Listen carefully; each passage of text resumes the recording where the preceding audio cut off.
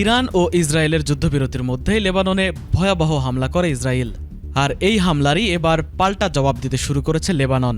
গত ২৪ ঘন্টায় ইসরায়েলের ১৯টি স্থানে ভয়াবহ হামলার ঘটনা ঘটেছে। লেবাননের প্রতিরোধ যোদ্ধারা এসব হামলা চালিয়েছে বলে প্রেস টিভির এক প্রতিবেদনে জানানো হয়েছে। এই প্রতিবেদনে বলা হয়েছে, গত ২৪ ঘন্টায় লেবাননের সীমান্ত ঘেঁষা দখলকৃত অঞ্চলে এবং দক্ষিণাঞ্চলীয় ফ্রন্টে ইসরায়েলি অবস্থান, সেনা ও সামরিক সরঞ্জাম লক্ষ্য করে অভিযান পরিচালনা করেছে এই সব যোদ্ধারা।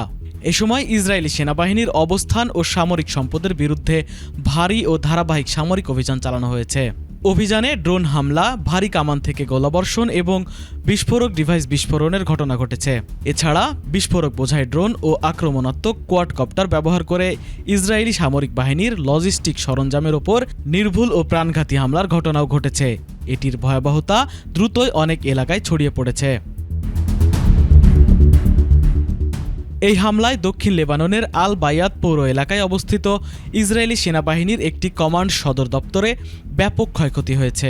এছাড়া দক্ষিণ লেবাননের রাশাফ এলাকা থেকে হাদাথার দিকে অগ্রসর হওয়ার চেষ্টা করা ইসরায়েলি সেনাবাহিনীর চতুর্থ একটি বুলডোজারের বিরুদ্ধে পুঁতে রাখা বিস্ফোরক ডিভাইসও ধ্বংস করে দিয়েছে লেবাননের যোদ্ধারা।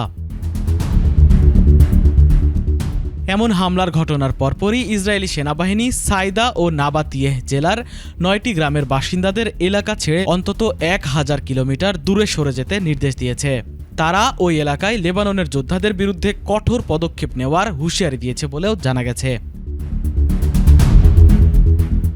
তারিকুল ইসলাম, এটিএন বাংলা, ঢাকা।